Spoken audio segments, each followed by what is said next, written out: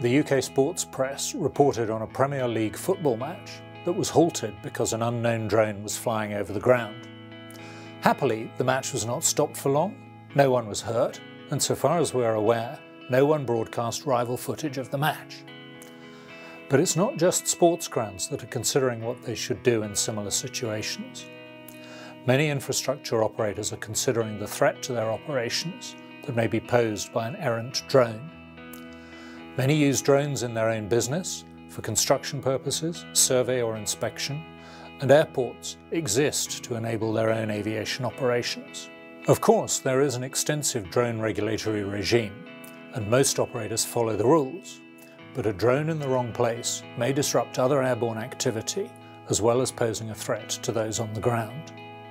Those threats may be born of ignorance, carelessness, or unreliable equipment, but at a more sinister level, malevolent actors may use the data gathering capability of UAS for industrial espionage, and criminals or terrorists may actively try to disrupt legitimate business.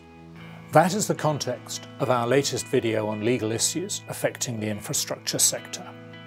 My name is Simon Phippard, and I am of counsel in Bird & Bird's aviation practice in London. I have been advising on issues affecting the use and operation of drones or unmanned aerial systems for several years now. It's widely recognised that they have many valuable applications, not least filming sports events. However, from time to time, the question of rogue operations comes up and what people who may be affected by that activity may do about it. So I want to spend a few minutes talking about the legality of counter-UAS or counter-drone technology. 3 years ago, after the notorious incident at London Gatwick Airport, reports circulated that the then Prime Minister had instructed the Home Office to fix the drone problem. That was not, of course, the start. Many suppliers were already producing equipment and providing services to help manage the risk. What did change in the aftermath of the Gatwick incident was the establishment by the government of a dedicated counter-drones unit within the Home Office. Part of its function is to improve the UK's ability to protect against serious threats to business as usual caused by rogue or careless drone operators. But a second element was to address the legality of various counter-UAS technologies and whether legislative change is needed to enable their deployment. One of the factors that they realised at an early stage, as did we, was just how many legal issues come into play when deploying counter-drone capability. There is already abundant law on computer hacking and wireless telegraphy offences. Many counter-drone applications involve analysis of signals transmitted to or from a drone, which takes you into interception of communications. Fortunately, one of my colleagues is an expert on the Investigatory Powers Act.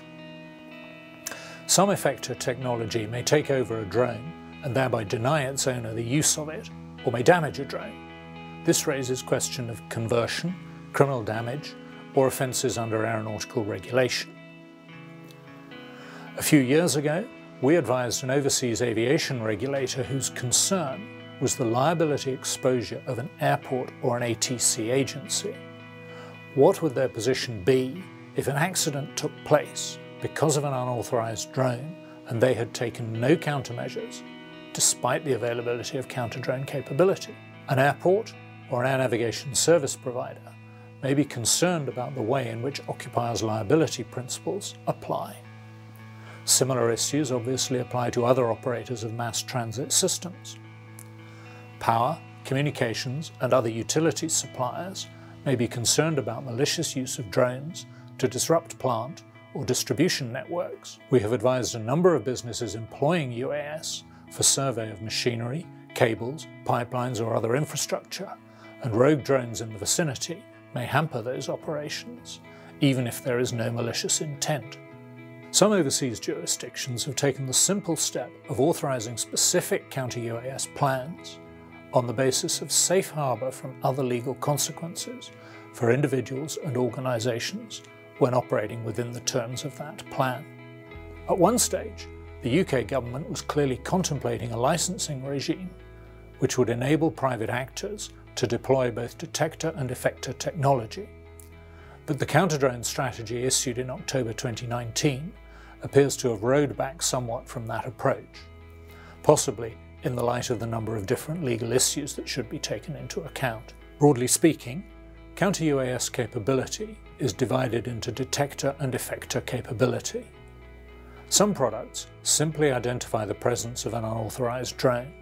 Others may take over control or even physically destroy the rogue drone. Either may be attractive in managing the risk. What we are hearing, though, is that the UK view is that there is plenty of existing law to cover detector capability, but last year's amendment to police powers, which enabled chief constables to take more draconian action in the event of a serious drone threat, may suggest that effector technology is to remain the province of law enforcement agencies. It's too early to gauge the size of the risk attributable to rogue drones, and there is little doubt that the current regulation of lightweight drones, including the introduction of competency requirements, should reduce the likelihood of operators inadvertently endangering others.